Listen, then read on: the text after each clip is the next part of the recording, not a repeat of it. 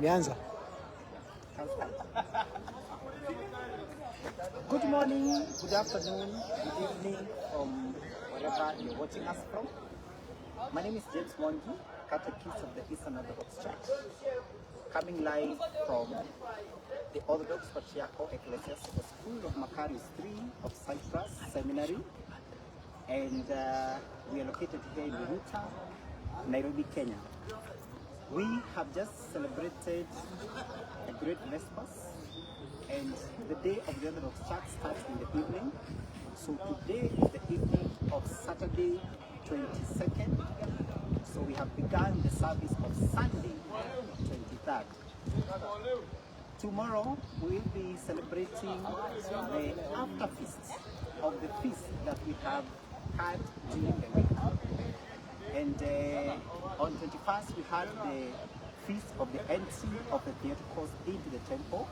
So on Sunday we will be celebrating the after feast of that feast. Now in the Orthodox Church we usually have the four feasts, the feast itself and the after feast. So tomorrow we do the after feast of the entry of the Theotokos into the temple. Now, why do we do this after feast and all following that respective protocol of four feasts, feast and after feast? It's because time in the Orthodox Church is sacred. Actually, we call it kairos, which means the consecrated time. Okay? So we do not hurriedly do things. We want to prepare ourselves deeply, immerse ourselves into the feast deeply, and also take time to live the feast because of the spirituality that comes with it. Now, the entry of the Theotokos, the after feast, emphasizes several things. One of the things it does is the holiness of Mary from childhood, because we know that Mary was a virgin before, during, and after the birth of Christ, and she remained a virgin the rest of her life. So we want to experience and feel the holiness of Mary. We should also take into note that Mary was born like you and me, with the original sin. Yes, she was. But the moment when Angel Gabriel appeared to her, to announce the birth of Christ to her, the moment she said, "And the will of God, may the will of God happen to me," that time she got consecrated and she became blessed and she became anointed to be the one who carries the bringer of salvation to the world. The other emphasis is the preparation of the preparation of Mary as the living temple.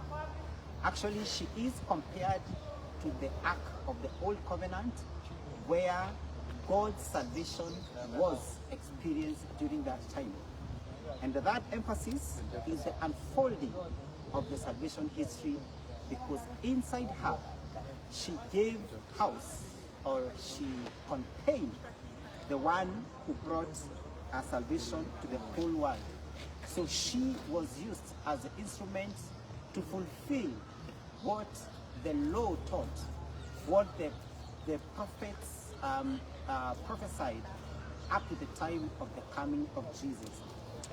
And all that emphasis is summed up in one of our chants that we have chanted today, which says, "O believers, let us dance today, singing to the Master in the words of psalms and hymns, and honor his tabernacle that he sanctified, the animate ark that held the uncontainable logos within herself. For she is offered to God, being a baby in the flesh supernaturally, and the great and the holy high priest Zacharias, feeling joy in his heart, now receives her, who in time will be the dwelling of God." So this is a very beautiful time as we look to the coming of Jesus Christ incarnate in the body to the world during his nativity